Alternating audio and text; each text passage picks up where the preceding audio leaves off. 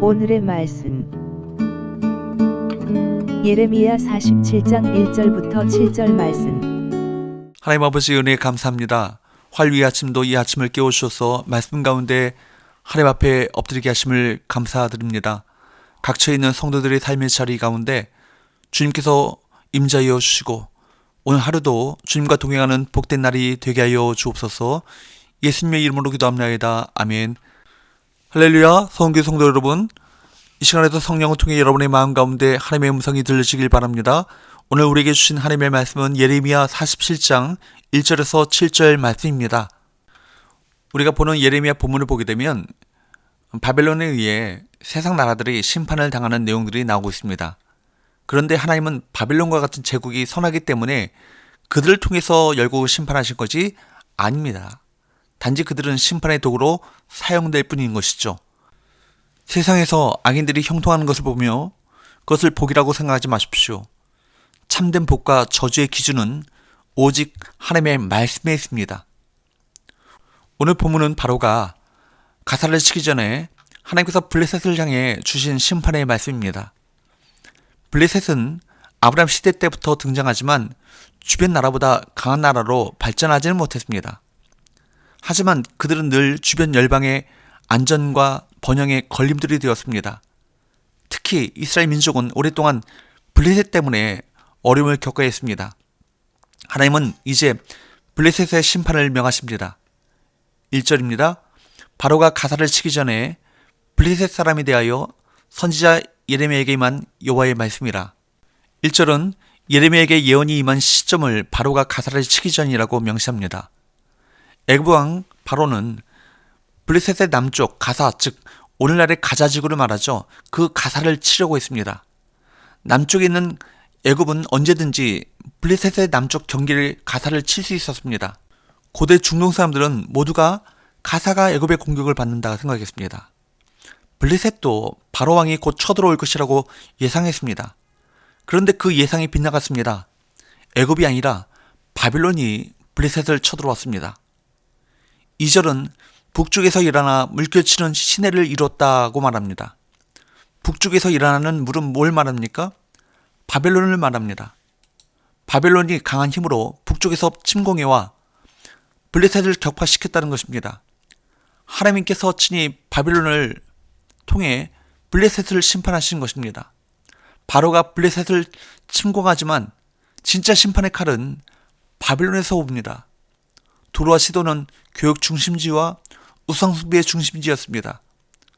블레셋은 바벨론과 애굽의 전쟁 가운데 줄타기를 하며 이득을 취하고 하나님의 백성을 괴롭혔지만 결국에는 사방으로 환난을 당하고 맙니다.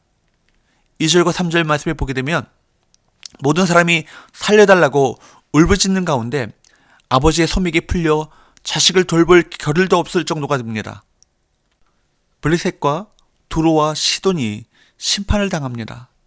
심판에는 예외가 없습니다. 갑돌, 즉 크레타 섬은 지금도 지중해의 요충지입니다. 그런데 4절 말씀에 보게 되면 그곳으로 도망한 블레셋 사람들도 하나님께서 끝까지 그들을 유린하십니다. 여러분, 우리가 믿는 진리는 많은 종교 중에 하나가 아니라는 사실을 명심하십시오. 복음은 구원과 심판, 생명과 사망을 좌우하는 살아계신 하나님의 말씀인 것입니다. 5절에 보면 심판의 때에 블레셋의 가사는 대머리가 될 것입니다. 남아있는 것이 아무것도 없을 정도로 황량해질 것이라는 것이죠. 가사와 아스글론 등의 블레셋의 그 대도시가 수치와 슬픔으로 잠잠하게 되고 그 주민들은 극도의 슬픔 속에서 자기 몸에 상처를 내며 통곡하며 그들의 신에게 도움을 청할 것입니다.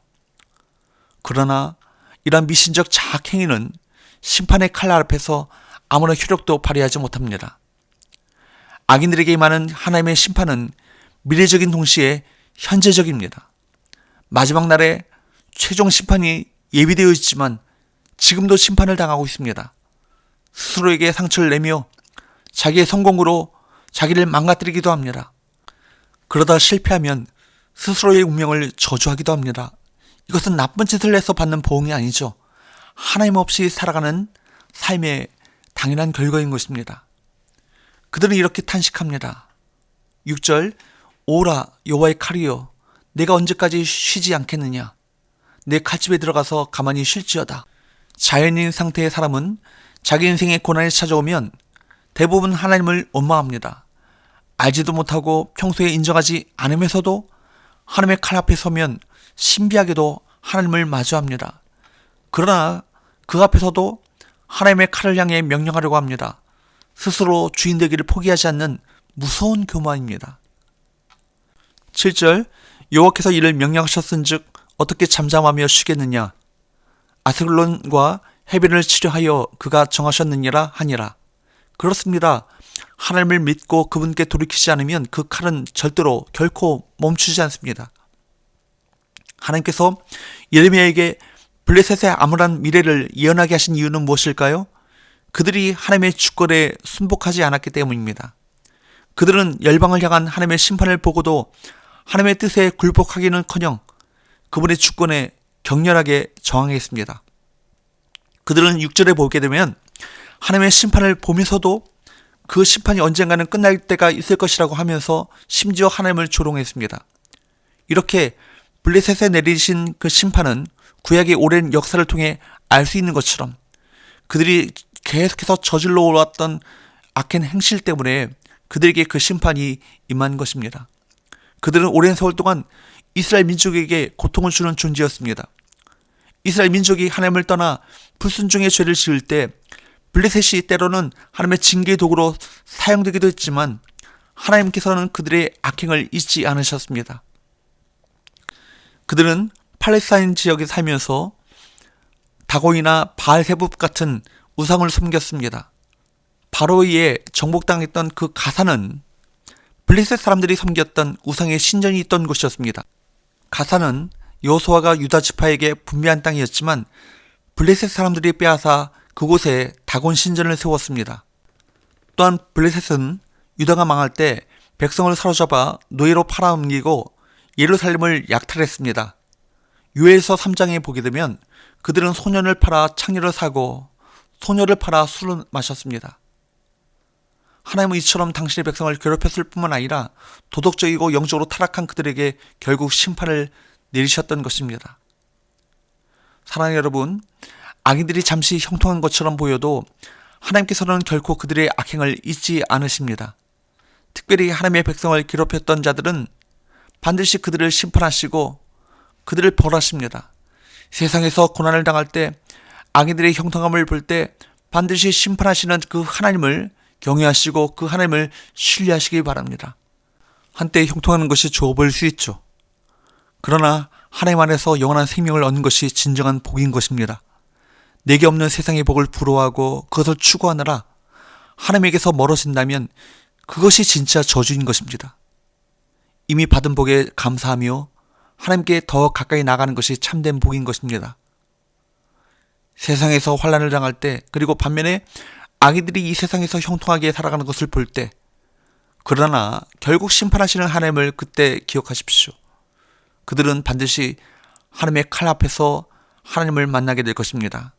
기도합시다. 하나님 아버지, 주님을 믿는 자들이 세상 속에서 환난을 당하고 반면에 세상 사람들이 형통한 것을 바라보면서 그것을 부러워하지 않도록 도와주옵소서. 하나님 없이 살아가는 그들은 마침내 돌이킬 수 없는 철저한 심판에 이르게 될 것을 바라보면서 더욱 겸손히 하나님 앞에 순종의 삶을 살아가게 하여 주옵소서. 예수님의 이름으로 기도합니다. 아멘.